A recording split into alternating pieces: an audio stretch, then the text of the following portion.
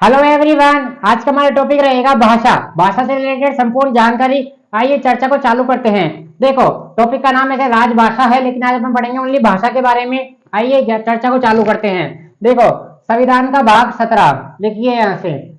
संविधान का भाग 17, पहली बात, संविधान का भाग 17 आर्टिकल नंबर अनुच्छेद 343 से लेकर 351 तक।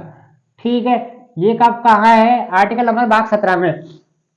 और अनुच्छेद 343 से लेकर 351 तक क्या है? भाषा का उल्लेख है। क्या है? भाषा का उल्लेख है। यहाँ तक की बात क्लियर हो गई? जल्दी बताइए, यहाँ तक की बात क्लियर हो गई? भाषा का उल्लेख संविधान की कौन सी अनुसूची में है? भाषा का उल्लेख संविधान की कौन सी अनुसूची में है? तो इस बात का भी आप ध्यान रखेंगे। भाषा का उल्लेख संविधान की 8वीं अनुसूची में है। कौन सी अनुसूची में है? 8वीं अनुसूची में है। और 8वीं अनुसूची में कितनी भाषाओं का उल्लेख है? 8वीं अनुसूची में 22 भाषाओं का उल्लेख है। कितनी भाषा का उल्लेख है? 22 भाषाओं का उल्लेख है। आइए अब देखो, यहीं से चर्चा को चालू करेंगे। अब बात करते हैं, भारत की राजभाषा कौन सी है? भारत की राजभाषा है हिंदी। कौन सी है? हिंदी। और यह हमें कौन सा आर्टिकल बताता है कि भारत की राजभाषा हिंदी है? यह हमें कौन सा आर्टिकल बताता है कि भारत की राजभाषा हिंदी है? तो लिखिए आर्टिकल नंबर 343। आर्टिकल नंबर 343 हमें क्या बताता है कि भारत की राजभाषा हिंदी है। और लिपि, लिपि क्या है? देवनागरी। कौन सी लिपि है? देवनागरी लिपि। लिखिए देवनागरी लिपि। ये दोनों चीजें आपको याद होनी चाहिए। तो 8वीं अनुसूची में कितनी भाषा का उल्लेख है? 22 भाषाओं का उल्लेख है 8वीं अनुसूची में। ठीक है, अब इनको भी अपन क्या है, दो भागों में तोड़ लेते हैं। कैसे कैसे? आइए देखो, 22 भाषाओं का उल्लेख है 8वीं अनुसूची में। जो मूल संविधान था ना, मूल संविधान में कितनी भाषाओं का उल्लेख था? 14 भाषाओं का उल्लेख था। कितनी भाषाओं का उल्लेख था? 14 भाषा का उल्लेख था। और बाद में विभिन्न संशोधन के माध्यम से कितनी भाषाएं और जोड़ी गई? 8 भाषाएं और जोड़ी गई। यहाँ तक की बात क्लियर हो गई? देखो, 22 भाषाएं 8वीं अनुसूची में शामिल है, जिनमें 14 तो क्या थी? मूल संविधान में थी। तो पहला सवाल यहाँ से ये क्यों हो जाता है? मूल संविधान में। और 8 क्या है? विभिन्न संशोधन के माध्यम से जोड़ी गई। तो आज का अपन यहाँ पे पढ़ेंगे क्या? संशोधन। कौन कौन से संशोधन हुए थे? तो देखो, 8 भाषा को किस प्रकार जोड़ा गया, इनका लगाइए 3 एरो। 3 एरो अपन ने लगाएंगे इसमें। तो आइए, पहला संविधान संशोधन। पहला संविधान संशोधन कौन सा था? 31वां संविधान संशोधन। सॉरी, 21वां संविधान संशोधन। और ये कब हुआ था? 1967 में। इसमें क्या किया गया था? सिंधी भाषा को 15वीं भाषा के रूप में संविधान में 8वीं अनुसूची में जोड़ा गया था। सिंधी भाषा को 15वीं भाषा के रूप में कब जोड़ा गया था? 21वां संविधान संशोधन 1967। इसकी डेट भी आप चाहे तो याद रख सकते हैं, 21 अप्रैल 1967। फिर आता है हमारा दूसरा आर्टिकल, वह था 71वां संविधान संशोधन। 71वां संविधान संशोधन। और यह कब हुआ था? 1992 को। कब हुआ था? 1992 को। तो देखो, 14 तो हमारे पास मूल संविधान में थी, एक और जुड़ गई तो कितनी हो गई? 15। अब तो 71वें संविधान संशोधन में कितनी भाषाएं जोड़ी गई? 3 भाषाओं को जोड़ी गई थी। लिखिए मणिपुरी, मणिपुरी, नेपाली और कोंकणी। यह 3 भाषाओं को संविधान का 71वां संविधान संशोधन 1992 में जोड़ा गया। अब आता है तीसरा। तीसरा कौन सा था? 92वां संविधान संशोधन। और यह कब हुआ था? सन 2003 में। इसमें कितनी भाषाएं जोड़ी गई थी? 4 भाषाओं को जोड़ा जाएगा। कितनी भाषा को जोड़ा जाएगा? 4 भाषाओं को जोड़ा जाएगा। लिखिए बोडो, डोगरी, बोडो,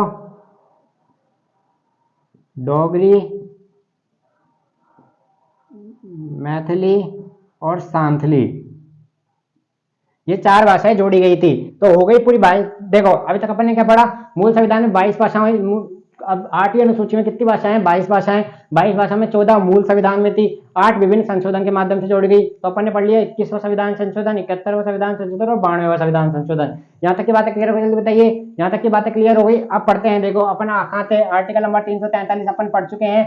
भारत की राजभाषा कौन सी है? हिंदी है। संविधान के भाग 17 में आर्टिकल नंबर 343 से लेकर 351 तक भाषा का उल्लेख है। भाषा का उल्लेख कौन सी अनुसूची में? 8वीं अनुसूची में। 8वीं अनुसूची में 22 भाषाएं, 22 भाषाओं को मैंने आपको समझा चुका हूं।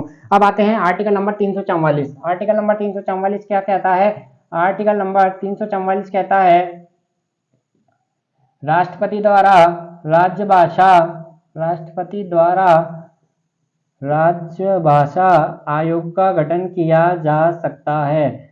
आयोग का गठन किया जा सकता है। यह हमें कौन सा आर्टिकल बताता है? आर्टिकल नंबर 344 हमें वह बताता है। तो प्रथम राजभाषा आयोग का गठन कब किया गया था? 1955 में। 1955 में प्रथम राजभाषा आयोग का गठन किया गया था और किसकी अध्यक्षता में किया गया था? बीजी खेर की अध्यक्षता में किया गया था। किसकी में? बीजी खेर की अध्यक्षता में। बीजी खेर की अध्यक्षता में किया गया था। यहां तक की बात क्लियर हो गई। आइए 43 हो गया, 44 हो गया, ये सब रफ करते हैं। आप बाद में स्क्रीनशॉट लेके लिखना इसको, ठीक है। अब बात करते हैं आर्टिकल नंबर 345 345। आर्टिकल नंबर 345 क्या कहता है? आर्टिकल नंबर 345 ये कहता है, देखो विभिन्न राज्यों की क्या होती है? विधानसभाएं। विभिन्न राज्यों में क्या होता है? विधानसभाएं। और भारत इतना बड़ा देश है, विविधताओं से भरा देश है, तो यहाँ पे क्या है? हर एक राज्य की क्या है? अपनी एक अलग भाषा है, वो अपने बोलने का तरीका एक अलग है। जैसे कर्नाटक में कन्नड़ है, आंध्र प्रदेश में तेलुगु है, राजस्थान में राजस्थानी है, बिहार में भोजपुरी है, और असम में असमिया है, बंगाल में, जैसे अनेकों भाषाएं हैं यहाँ पे। तो क्या हुआ? आर्टिकल नंबर 345 कहता है विभिन्न प्रकार की विधानसभाएं अर्थात विधानमंडलों द्वारा अपनी राजभाषा को स्वीकृति दी जा सकती है। काय में? अपने राज्य के कार्यों के लिए, कोई प्रयोजनों के लिए, ठीक, उसमें स्वीकृति मिल सकती है। तो आपको मोटा मोटा क्या याद रखना है? आपको मोटा मोटा ये याद रखना है कि विभिन्न प्रकार के विधानमंडलों द्वारा अपनी राजकीय भाषा को अर्थात जो अपने राज्य में प्रसिद्ध है या बोली जाती है, अधिक प्रकार जिसका यूज होता है, उस प्रकार वह उसको स्वीकृति दे सकता है अपनी भाषा के रूप में, विभिन्न प्रकार के प्रयोजनों और राज्य के कार्यों के रूप में, ठीक है। ये हो गया हमारा आर्टिकल नंबर 345। अब बात करते हैं आर्टिकल नंबर 346। आर्टिकल नंबर 346 क्या कहता है? आर्टिकल नंबर 346 यह कहता है, देखो केंद्र व राज्य के बीच परस्पर समन्वय स्थापित करने के लिए केंद्र व राज्य के बीच एक गठबंधन होगा। उस गठबंधन में वह बताएंगे कि हमें कौन सी भाषा का उपयोग करना है, कौन सी भाषा का उपयोग नहीं करना, ठीक है। जैसे दो राज्य है, दो राज्यों ने जैसे वो कर लिया, जैसे राजस्थान और मध्य प्रदेश दोनों राज्यों ने समझौता कर लिया कि हमारा जो भी पत्र व्यवहार होगा, कोई भी हमारा व्यवहारिक काम होगा, वह कैसे होगा? वह हमारी भाषा हिंदी में होगा। तो उन दोनों के बीच पत्र व्यवहार, कोई भी बातचीत, वह कौन सी भाषा में होगी? हिंदी भाषा में होगी, ठीक है। आइए देखो जितनी भी भाषा है ना, 22 भाषाओं में कहीं भी है ना अंग्रेजी भाषा का उल्लेख नहीं है। पूरे संविधान में कहीं भी अंग्रेजी भाषा का उल्लेख नहीं है, लेकिन सबसे ज्यादा प्रयोग में की जाने वाली भाषा कौन सी है? आज अंग्रेजी है। वो विभिन्न प्रकार के, जैसे हमारे कोई सा भी संवैधानिक काम हो, कोई सा भी बड़ा काम हो न्यायालय में, आज भी इंग्लिश भाषा का उपयोग किया जाता है। और भी कभी भी जगह विभिन्न प्रकार के प्रयोजनों, कोई सा भी जैसे पार्लियामेंट हो गया, हमारा विधानमंडल हो गया, उसमें भी अंग्रेजी भाषा को प्राथमिकता दी जा रही है। यही सबसे बड़ा आज का पॉइंट है। इस बात का आप लोग ध्यान रखेंगे। तो 345 समझ में आ गया, 346 समझ में आ गया। इसमें इंपॉर्टेंट क्या है? इंपॉर्टेंट है 343, वेरी वेरी इंपॉर्टेंट। 344 राजभाषा आयोग का गठन कर सकता है राष्ट्रपति द्वारा। 345 बता दिए, विधानमंडल अपनी एक भाषा सुन सकता है। 346 हो गया। अब बात करते हैं आगे। आइए इंपॉर्टेंट आर्टिकल आता है, अभी जो मैंने आपको बताया, सुप्रीम कोर्ट और हाई कोर्ट, हमारा विधानमंडल, यह सब क्या चलता है?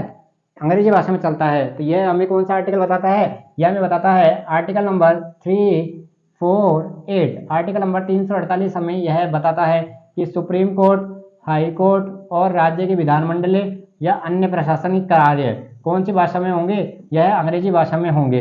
अब आता है आर्टिकल नंबर 349। आर्टिकल नंबर 349 क्या कहता है? आर्टिकल नंबर 349 यह कहता है कि है ना, जैसे सुप्रीम कोर्ट, हाई कोर्ट और भी विधानमंडल है और भी प्रशासनिक कार्य जो भी होंगे ना, जब तक जैसे न्यायालय उस पर कुछ नहीं बोलेगा ना कि आप इस भाषा में काम करो, उस पर कोई न्यायालय में केस गया, जैसे दो राज्य बोले कि हम तो इसी भाषा में काम करेंगे, जब तक वह उस पर कोई आदेश नहीं दे देता ना, जब तक वहां पे भाषा कौन सी चलेगी? अंग्रेजी चलेगी, आर्टिकल नंबर 348 के तहत। लेकिन जैसे उसने आदेश पारित कर दिया कि हाँ इन दोनों राज्यों के बीच में इस भाषा पे कार्य कर सकते हो आप, तो वह कौन सा? आर्टिकल नंबर 349 हो जाता है। तो 348 हो गया, 349 हो गया। Article number 350। आर्टिकल नंबर 350 क्या कहता है? जैसे प्रत्येक राज्य बच्चों की प्रारंभिक स्तर की शिक्षाएं होती है ना, उसको क्या है? हिंदी को जोड़ देगा उसमें, प्रारंभिक स्तर की शिक्षाओं में हिंदी पे जोड़ देगा। Article number 350। और आर्टिकल नंबर आज का हमारा 351 लास्ट। आर्टिकल नंबर 351 क्या कहता है? हिंदी भाषा का आप प्रचार प्रसार कर सकते हैं। तो आर्टिकल नंबर 343 से लेकर 351 तक अपन ने कवर करने का प्रयास करा। यह सब आपको समझा दिया गया है पूरा। कल मिलते हैं आपके साथ एक ऐसे इंटरेस्टिंग वीडियो के साथ। चैनल को प्यार देते रहिए। थैंक यू, धन्यवाद।